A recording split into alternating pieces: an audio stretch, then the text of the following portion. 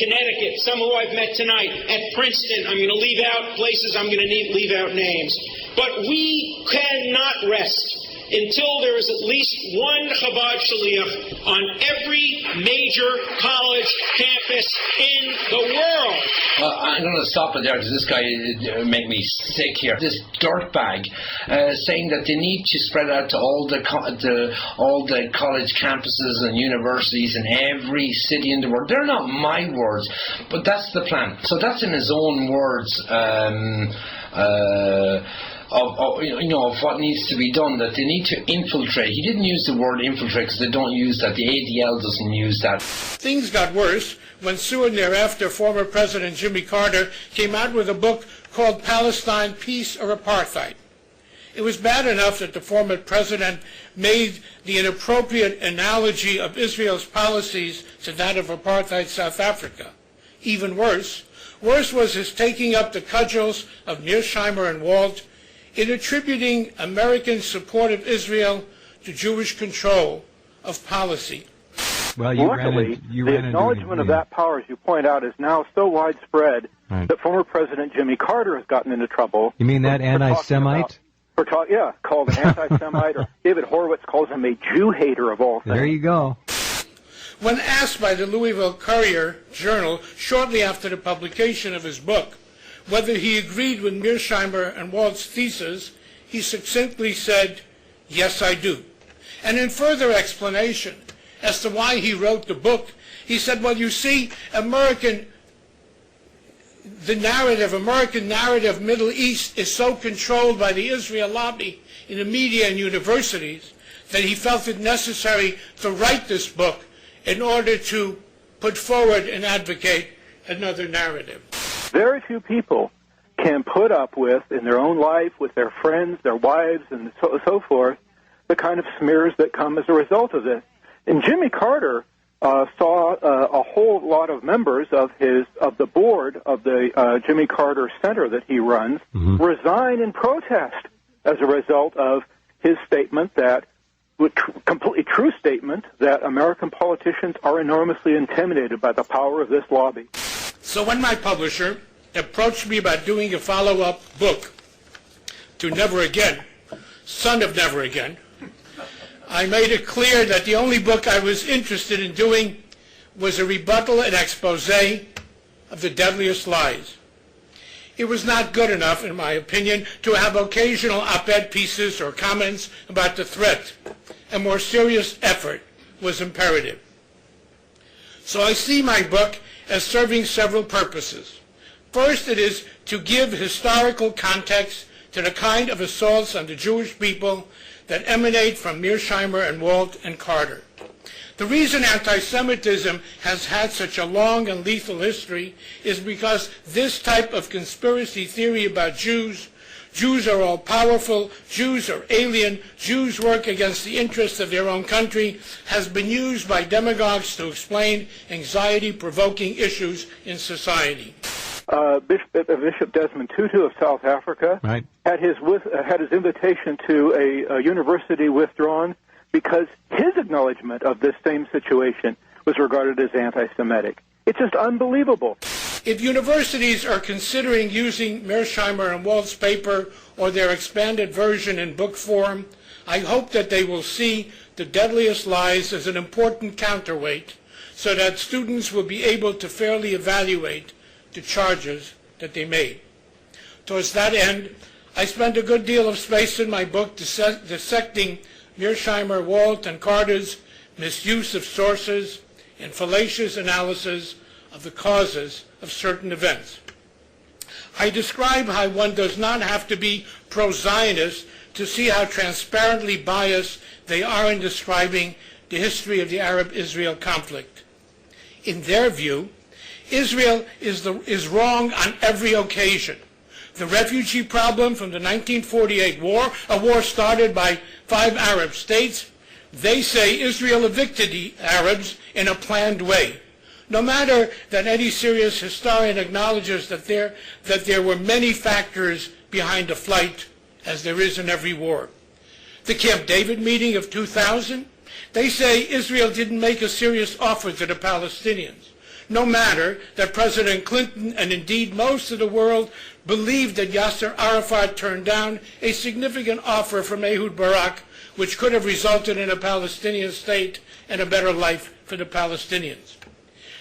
Israel is an asset to the United States and the region. They say Israel hurts America and is the key to all of America's regional problems. Israel may have been a strategic asset during the Cold War, but the Cold War is now over. Today, giving Israel nearly unconditional support is one of the reasons why we have a terrorism problem, and it makes it harder to address a range of other problems in the Middle East. Support for Israel is not the only source of anti-Americanism, of course, and our problems in the Middle East would not disappear if the United States had a more normal relationship with Israel. The United States does benefit from some forms of strategic cooperation with Israel, but it is hard to argue that giving it nearly unconditional backing is making the U.S. more popular around the world or making American citizens more secure.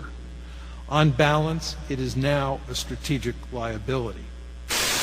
It's the cause of terrorism. It's the reason we are hated.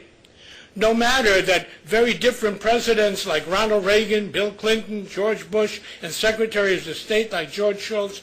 I doubt very much during that ceremony at the White House they quoted President Harry Truman's diary of July 21st, 1947. Of course, you know, Harry Truman was the president who was the first American president to formally recognize Israel as a sovereign state.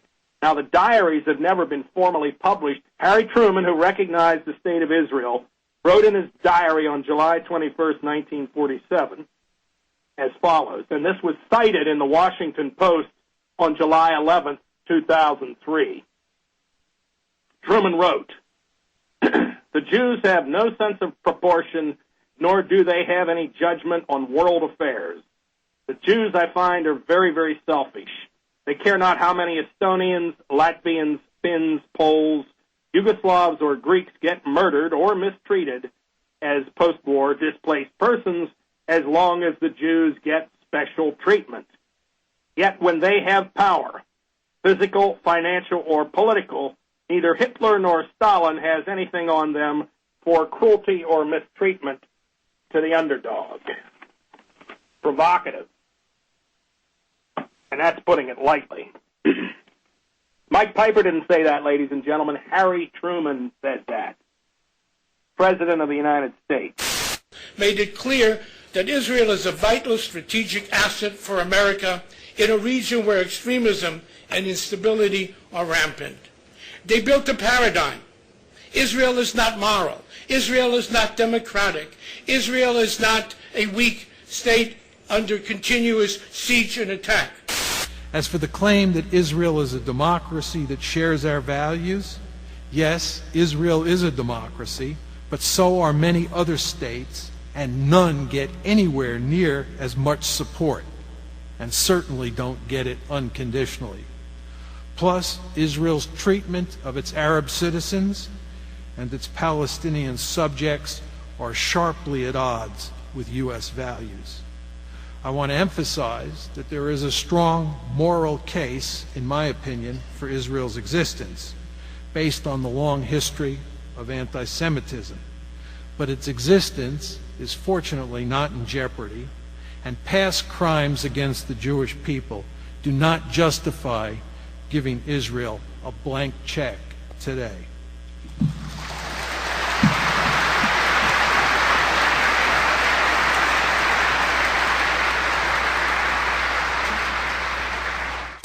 So why does America support it? Well, because it's in America's interest. Some say the United States backs Israel because there is broad public support.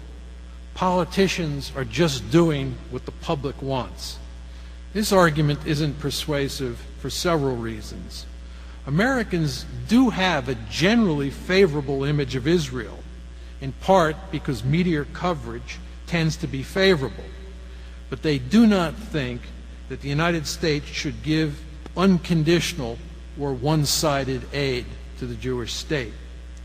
A survey conducted for the Anti-Defamation League in 2005 found that 78% of Americans think that the United States should favor neither side in the Israeli-Palestinian conflict. That's 78% of Americans in an ADL study.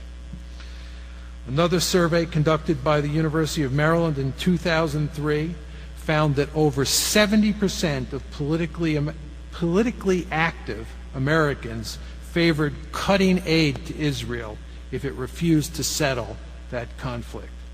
Furthermore, most Americans recognize that the United States pays a price for its unyielding support of Israel.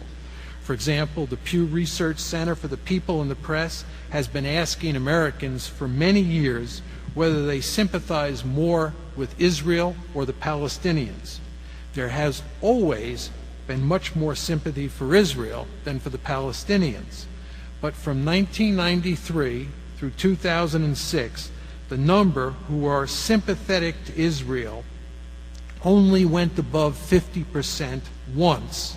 That was 52% during the Second Lebanon War of 2006, and was as low as 37% in July 2005.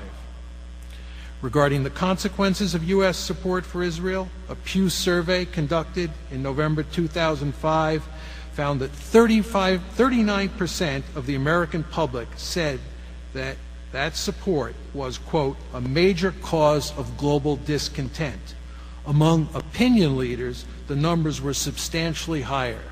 Indeed, 78% of members of the news media, 72% of military leaders, 72% of security experts, and 69% of foreign policy specialists believe that backing Israel seriously damages America's image around the world. No, they say. Contrary, it is not in America's interest. It is acts against America's interest. Our support acts to enhance terrorism. So why? Why is it, if all these things are true, why is it that America continues to support Israel, contrary to all the issues that they set forth? Well, they know the answer. It's called the Israel Lobby.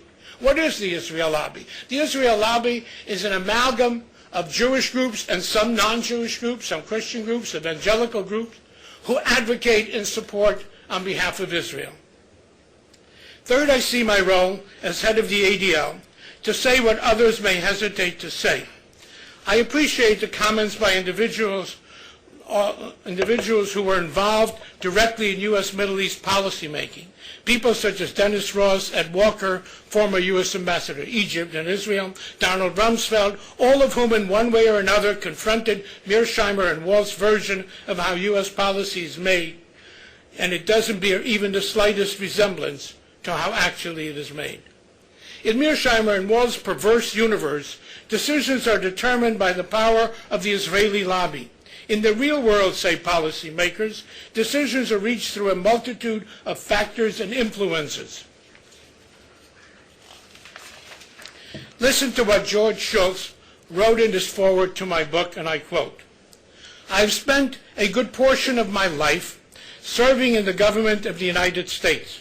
I was a member of the cabinet for a dozen years, 6½ of them as Secretary of State. So I've had plenty of opportunity to see the workings of our system. We are a people committed to law, but we allow a virtual free-for-all in the process by which laws are adopted, enforced, and interpreted. Thousands of groups vie for influence, pursuing the interests of their many causes. Jewish groups are influential," writes George Shultz. "They also largely agree that the United States should support Israel. But the notion that these groups have anything like a uniform agenda and their U.S. policy on Israel and the Middle East is the result of their influence is simply wrong." End quote. These comments by former government officials provide effective and credible responses. I am not a government official. I am the director of an organization whose main charge is to fight anti-Semitism. And then they get their little henchman Abe Foxman out from the ADL, and he's going bitching after Dolly Parton because she kind of said, oh, I'm, naively said, well, Hollywood is run by Jews. They probably didn't like my Christian documentary or whatever. And she had to go and apologise and lick these people's arses. Yeah, because it's blackmail. Meanwhile, there's egregious fucking other assholes who don't repudiate anything and get to say whatever they want about any race,